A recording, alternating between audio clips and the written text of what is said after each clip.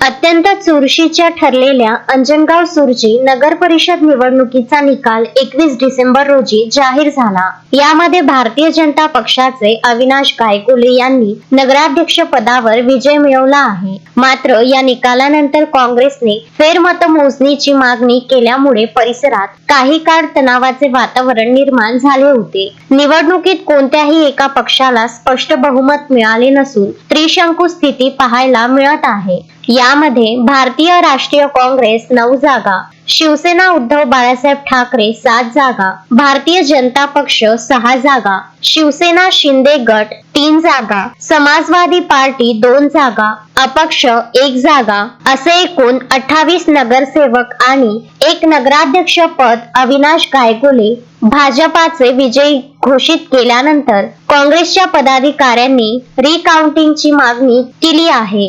कार्यकर्त्यांच्या वाढत्या दबावामुळे काही काळ तणाव निर्माण झाला होता। मात्र चोख पोलीस बंदोबस्तात प्रशासनाने प्रक्रिया पूर्ण केली। अंतिम निकालानंतर विजयी उमेदवारांनी अंजनगाव सुरजी शहरात जल्लोष साजरा केला।